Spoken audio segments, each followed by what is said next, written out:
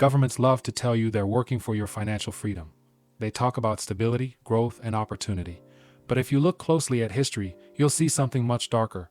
Governments have always used hidden financial tricks to keep ordinary people broke while consolidating wealth and power for themselves. The shocking part is that these tricks aren't new.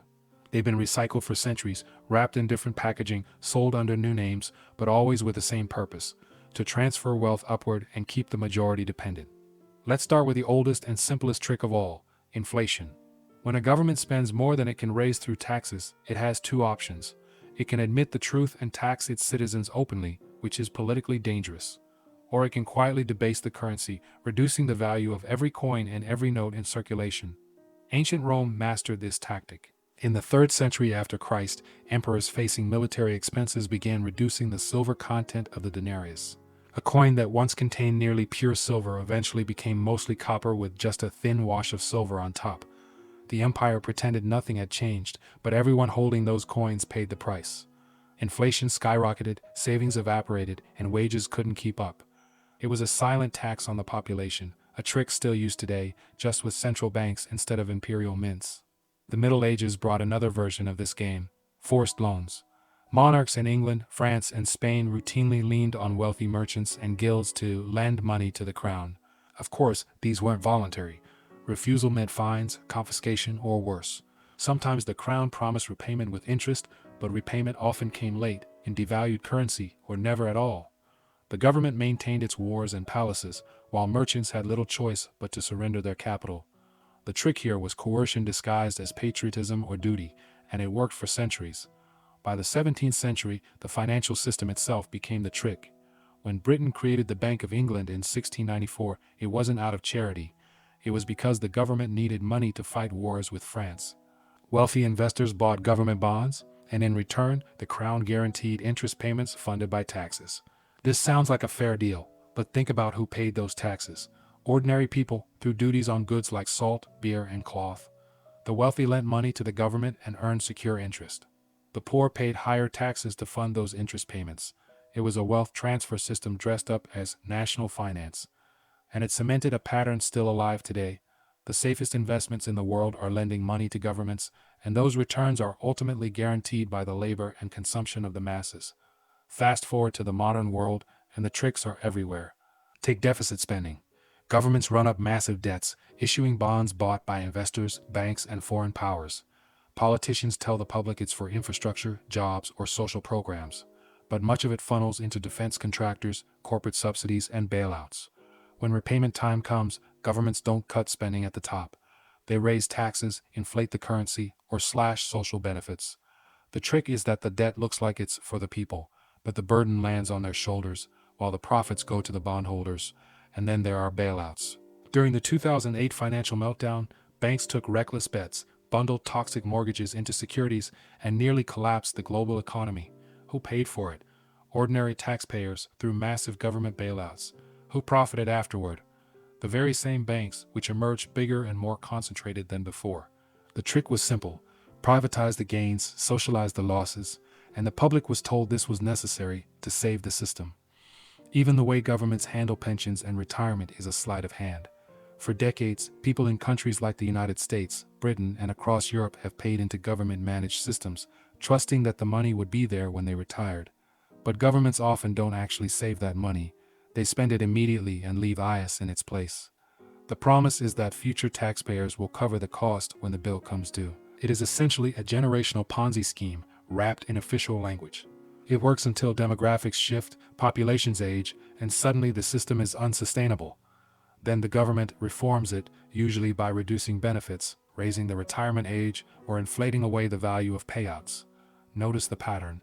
At every stage, the trick relies on perception.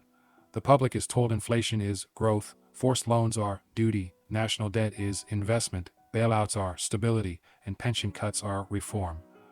The language masks the reality, a transfer of wealth from the many to the few, from the bottom to the top. And history shows this trick has worked for centuries because most people don't study economic history, don't understand financial systems, and don't see the trap until it's too late. In recent decades, the tricks have only become more sophisticated. Consider quantitative easing, a term most people never even heard of before the 2008 financial crisis. Central banks created trillions of dollars out of thin air, buying government bonds and mortgage-backed securities to stabilize markets. Politicians and bankers reassured the public this was necessary to prevent collapse, and it worked for the financial system. Asset prices soared. Stocks, real estate, and bonds surged in value. But who owns most of those assets? The wealthy. For the average household without large investments, the benefits were minimal, while the downside came in the form of distorted markets and rising living costs. The trick here was that money creation saved the system for those at the top, while fueling inflation and inequality for everyone else. Another modern sleight of hand is stealth taxation.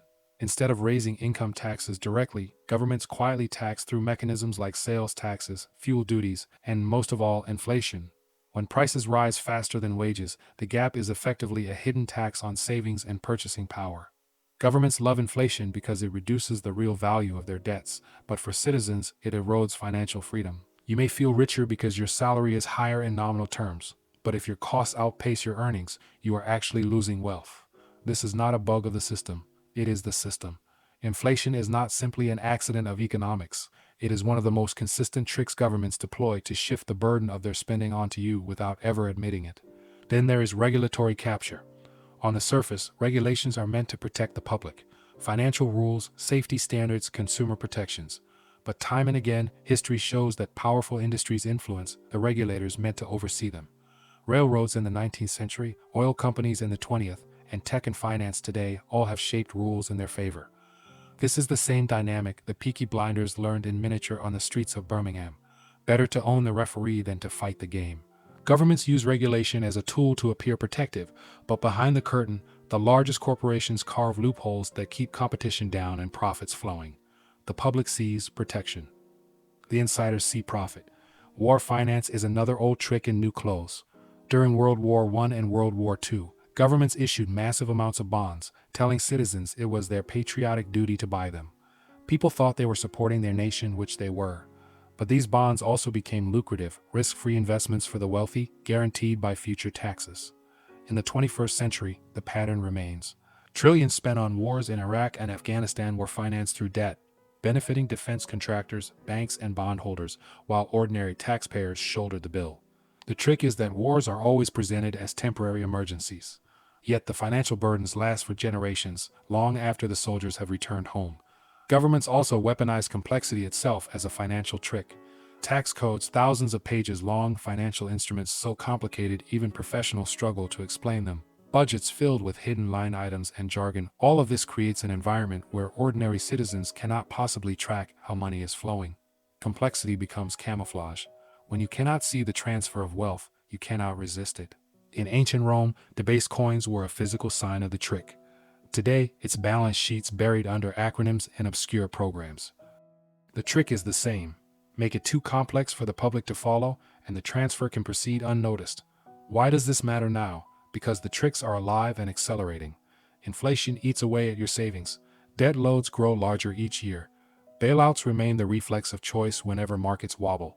Central banks continue to manipulate money supply, while governments pass costs onto the public in forms so indirect most people never connect the dots. The result is a system designed to keep you working harder for less real wealth, while the financial elite grows stronger. The lesson from history is not just that these tricks exist, but that they always return. When Rome debased its coins, citizens suffered. When monarchs forced loans, merchants lost fortunes. When modern states inflate and borrow, households bear the burden. Different ages, same mechanism. And here is the harsh truth. Most people will never escape these tricks because they don't even realize they're being played. They take inflation as natural, taxes as inevitable, and bailouts as acts of mercy. They believe government messaging instead of studying economic history, and that ignorance is the most powerful trick of all. When people forget the past, they cannot recognize its repetition. That is why governments and elites prefer a public uneducated in finance. Financial education is resistance. Economic history is a weapon. If you know the tricks, you are harder to manipulate. So what should you take away? First, always look beyond the headline. When governments announce stimulus, ask who profits first. When inflation rises, remember it is not just bad luck, it is policy. When regulations appear, ask who wrote them and who benefits. Second, build real wealth outside the trap's assets that can hold value, even when currency does not. Third, never assume the system works for you just because it says it does. Systems exist to protect themselves, not you. History doesn't repeat, but if you don't understand it, it will crush you all the same. The financial tricks that kept Roman citizens broke are the same ones draining your bank account today, only dressed in modern language. The only difference is whether you recognize them in time. If this gave you a new perspective, hit subscribe. History has the answers, and I'll show you where to look.